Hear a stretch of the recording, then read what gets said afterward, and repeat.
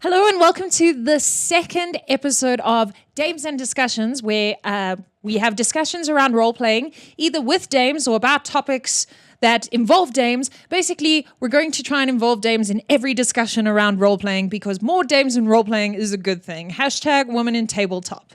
So today I'm with Wednesday, who is one of the players of Dum Dum Die with me, which is the homebrew D&D 5th ed edition actual play, which I run, and she plays... I play Xantillarion, the sexy rogue. As you can see, she would. And today we're going to be discussing Extra Life and role-playing for charity.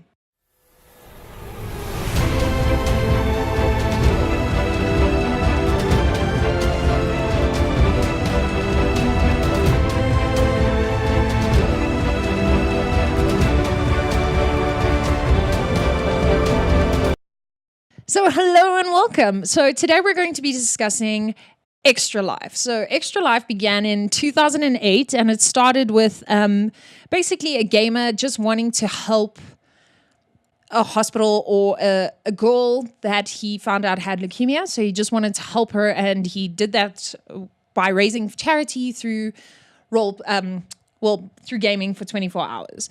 And since then, it's grown to have partners like the Miracle Children's Network. So now they give all their money that they raise. Any gamer can apply to be part of Extra Life.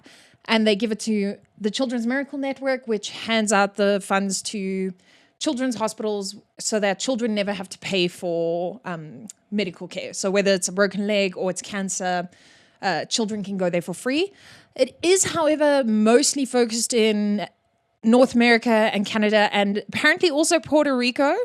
But gamers internationally can play, but if they want to be part of the Extra Life platform, they have to donate to the international charities, which dish out the money to deserving causes internationally, but might not necessarily, say, give to anyone here in South Africa. So we're South Africans. So Wednesday, I'd like to know, because you've been role-playing for a very long time. Yeah. She doesn't look it, though. A very, very long time. Let's say, it's almost 20 years. Okay, so in those 20 years, has anyone in South Africa, role-played for charity? Not that I'm aware of, unfortunately. Yeah. I mean, we're all a hugely charitable bunch. I know my partner, when his sister got sick and he was struggling a bit for money, his role-playing game gave him money to help pay for his sister's hospitalization and things like that. So it's not that we're not charitable, but why do you think we haven't done it? Okay, so look, one of the issues with South Africa, I mean, if you compare it to the US, is that we don't have that many people, especially for alternative type hobbies. I'll call them hobbies.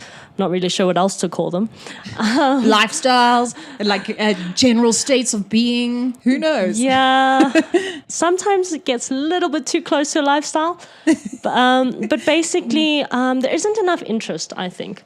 And with that, the problem is that you're not going to be able to get a big enough group of people contributing to a cause, for example, like Extra Life, because there aren't enough people sort of paying attention to the role-playing community, even though we are growing at the moment. I mean, D&D is big again now. I'm not sure why, but it is. Because of us, clearly. No, not because of us, but do watch us / listen to us.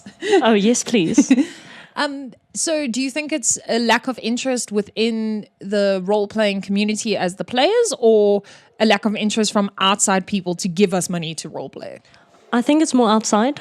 I'm pretty sure almost everybody has one person that they know that role-plays, or maybe you don't know that person role-plays, but they do. I promise you they do. So basically, we're not getting enough interest from the outside. In order to achieve something as big as Extra Life, we'd need to get a lot of sponsorship in, you'd need to get big companies in, and you need to basically push it to be something sort of almost as big as Rage is, generally. So for those of you who don't know, Rage is the electronic gaming convention here in South Africa. It's the biggest geek gaming convention in South Africa. I think this year they had about 60,000 visitors, which I know to those of you listening overseas, you're like, oh, so cute. What a cute little convention you have. But for us, it's actually quite huge. So the thing is, Extra Life did start as just like one guy wanting to help out like a local girl, and he just went and asked friends and families. I mean, he was a YouTuber, so he did have some help there, but he just asked like friends and family, like, guys, will you give me $1 for every hour I play? And now anyone can sign up. So whether you play board games, you play role-playing games, they say even if you're gonna go outside and play horse. Do you guys know horse? So basically, maybe there's a different South African version, but basically you kick a ball against like towards each other, and if you miss the ball, you get the H and then you spell the word horse. And then that other person gets reprimanded. I remember, maybe I just went to a ghetto like area where we used to like pummel each other. So you don't want to be the horse. So they say like literally you can play any kind of game. I mean, but I think obviously electronic gamers have it, inverted commas, easier. I agree. Because they live stream their games and they have huge international followings. Yeah, and esports is huge now as well. Absolutely. And like you said, they do have, they've started getting a lot of big sponsors involved. So now Wizards of the Coast is involved, Humble Bundle's involved. You can buy an Extra Life Humble Bundle. You can buy Reddit's involved. So there's, and more. There's more. I just can't, Twitch, Tiaan, I can't remember them all. But what do you think would be the steps? So let's say, actually, yeah, I'm going to say it now. I want to buy next year this time minimum. Okay, I'm saying this because we don't do this full time, so it would be in my part time that I do this. Dum Dum Die will have a charity role playing event. So what do you think we would need to do to get that to work here? Okay, so first of all, we'd need to boost our exposure, I think. Okay, look, I know nothing about marketing. I'm a scientist.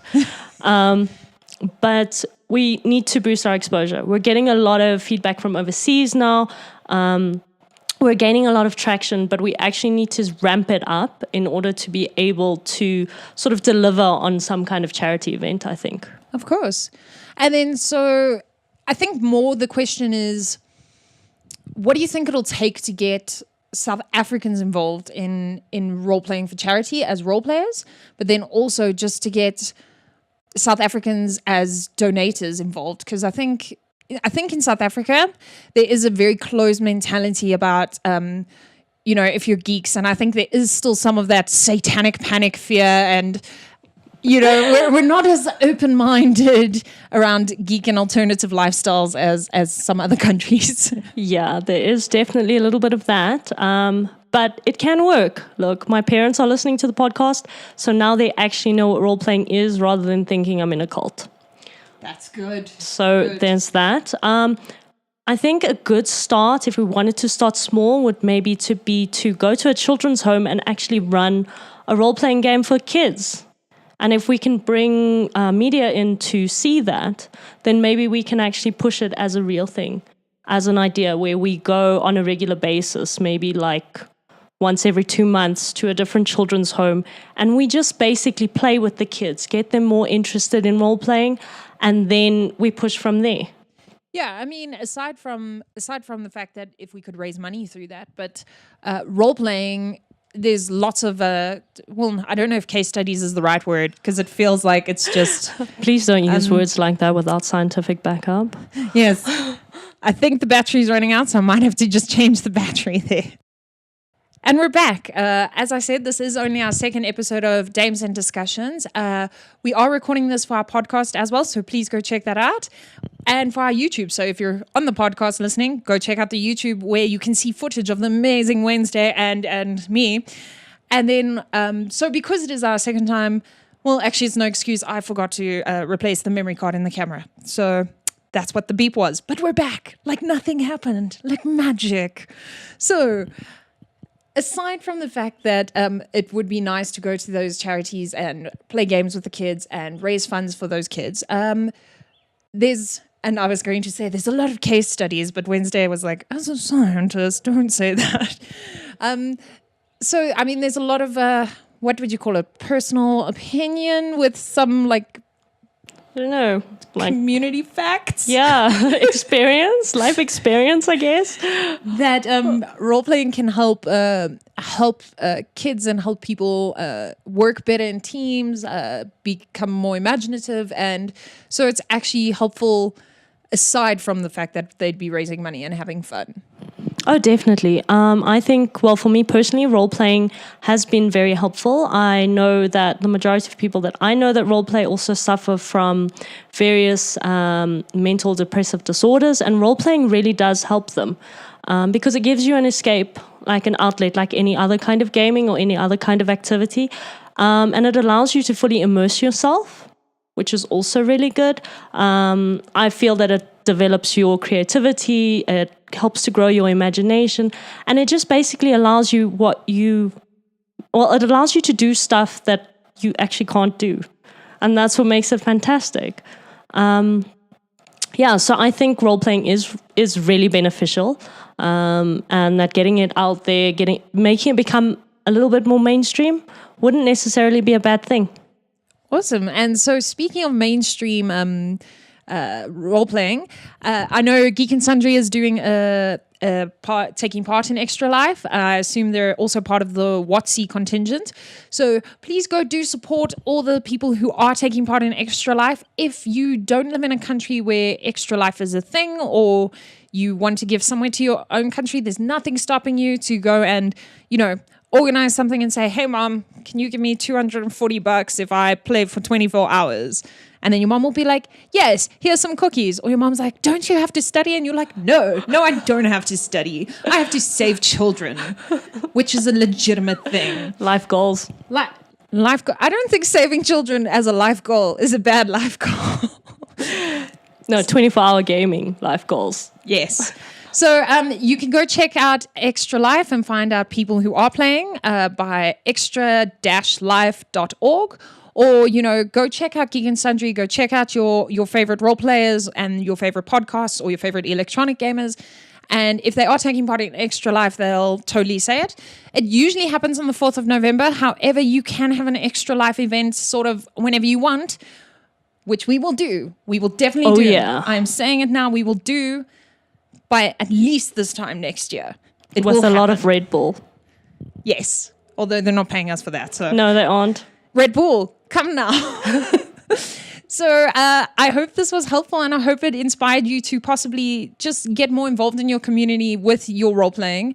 And it's definitely inspired me to try and get the role-playing community here more involved outside of the tables at their friends' houses. Because I also feel like we don't see each other. It's just like you play with your 4 friends, and that's the only role players you know. Yeah, well, that and Icon. But Icon also, it's growing, but just not big enough yet, I think. Yeah. And for those of you who don't know, Icon is the more tabletop gaming convention in South Africa, and this probably has 15,000 people, which is very good for us. But we know you're like, oh, you're so cute with your itty bitty cards, with your baby cards. So thank you so much for listening. If you have a topic you'd like us to discuss on Dames and Discussions, and if you have someone you'd like us to discuss it with, please leave your comments below and let us know. If you enjoyed this, please share it with your friends. Thank you so much for watching. And if you enjoyed this, please remember to like, comment, and subscribe. The subscribe button is over here, I think. If it's not, it's in this vicinity.